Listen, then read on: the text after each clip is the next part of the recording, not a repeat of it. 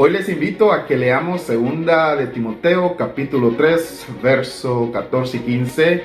En esta porción de las Escrituras se nos revelan dos aspectos fundamentales de la vida de Timoteo que como padres que profesamos la fe en Cristo podemos poner en práctica para la crianza de nuestros hijos, con el fin de protegerlos de la maldad de este mundo y criar verdaderos hijos en la fe, que también puedan servir a nuestro Señor Jesucristo.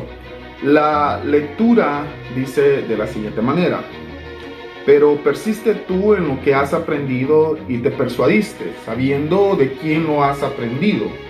El 15 dice de la siguiente manera: y que desde la niñez has sabido las sagradas escrituras, las cuales te pueden hacer sabio para la salvación por la fe que es en Cristo Jesús.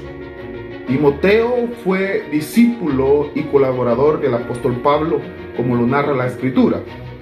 Pablo lo consideraba un verdadero hijo en la fe, tal como afirma en la primera carta del apóstol Pablo dirigida a Timoteo en el capítulo 1.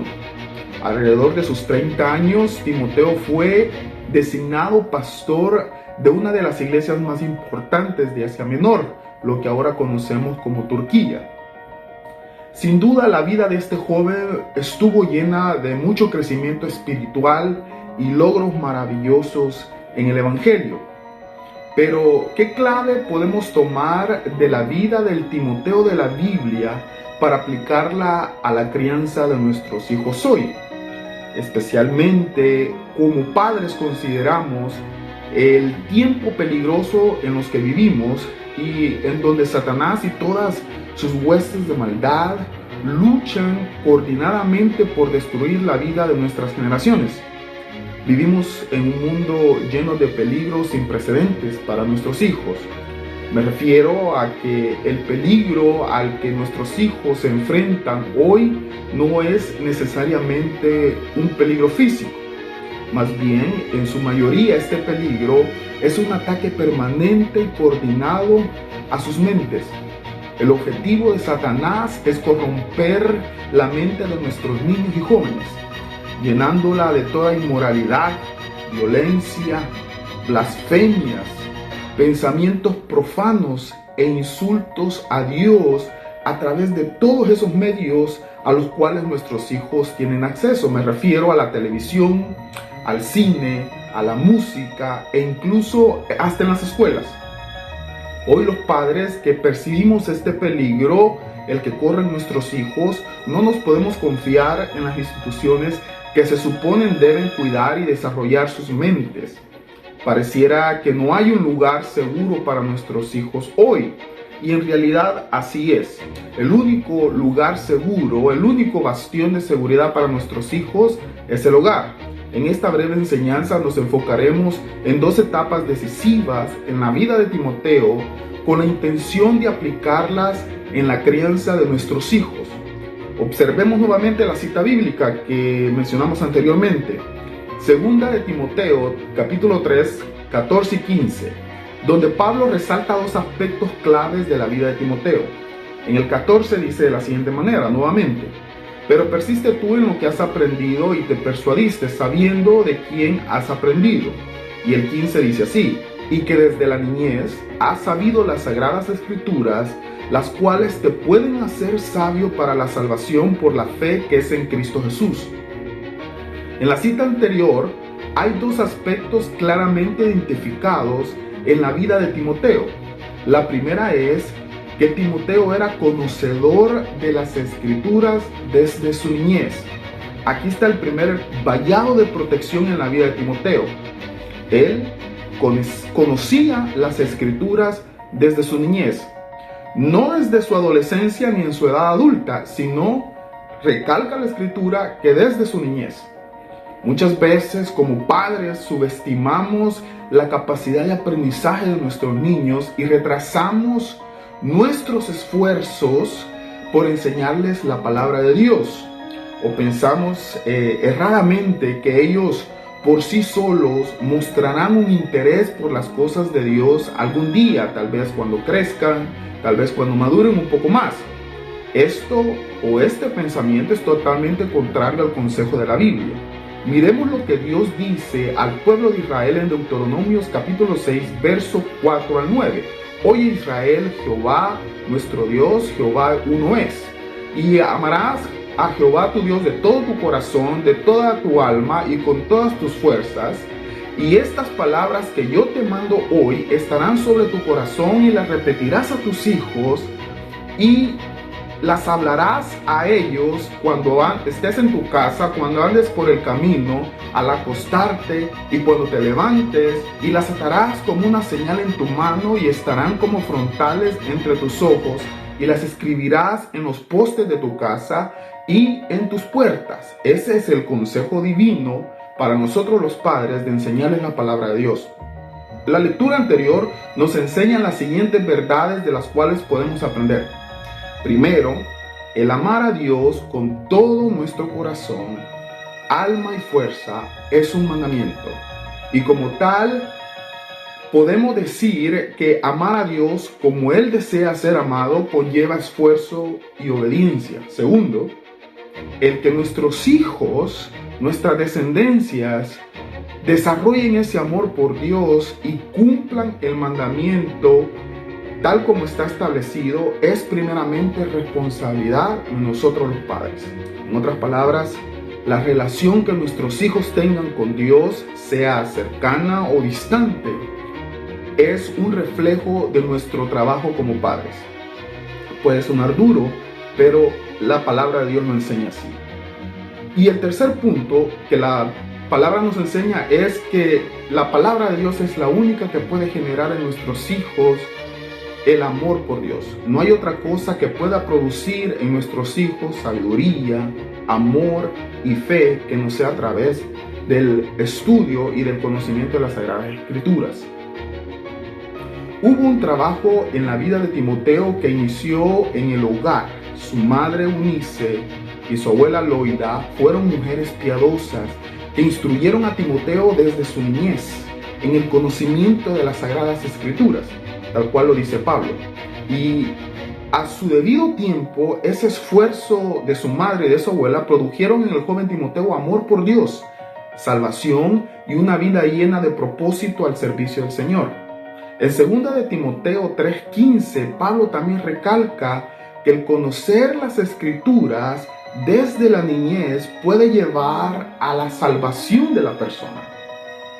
En contraste con lo que muchos cristianos creen, que la fe salvífica se transmite. La fe salvífica en realidad no se transmite de una manera hereditaria. En otras palabras, es la fe de los padres no salva a los hijos, pero si somos diligentes en instruir a nuestros hijos en las Sagradas Escrituras, desde temprana edad, ellos tendrán su propio encuentro con Cristo y recibirán de parte de Dios la fe necesaria para creer, tal cual como lo dice Pablo en Romanos 10:17. Él dice así: así que la fe es por el oír y el oír por la palabra de Dios. El lugar donde nuestros hijos recibirán la salvación no es necesariamente la iglesia, sino en el hogar a través del trabajo diligente de los padres por enseñarles la palabra de Dios. Los pastores de nuestros hijos somos nosotros, sus padres, pero a menudo descargamos esta responsabilidad sobre otras personas y esto conlleva muchos errores. Nosotros hemos sido encomendados por Dios para instruir a nuestros hijos en su camino. Se cree que el padre de Timoteo murió cuando él era tan solo un niño, dejando la responsabilidad enorme de la instrucción espiritual en manos de su madre y abuela. Muchas mujeres creyentes, por diversas circunstancias de la vida, enfrentan solas la crianza de sus hijos, sin el apoyo de un hombre en el hogar, que es tan necesario para el desarrollo de tanto de mujeres y de hombres. Pero en Loida tenemos un ejemplo, y en Eunice tenemos un ejemplo que muestra que cuando se entiende la gran responsabilidad y el privilegio que representan delante de Dios la crianza de un hijo, las adversidades no se convierten en excusa para no esforzarnos y hacer que nuestros hijos puedan llegar a amar a Dios de la misma manera que nosotros lo hacemos.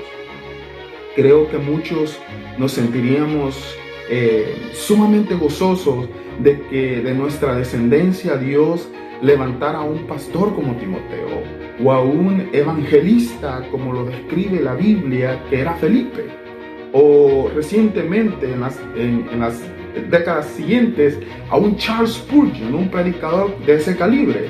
Sería un objetivo para nuestra vida. Pero la pregunta es, ¿qué tan a menudo nos esforzamos en lograr eso?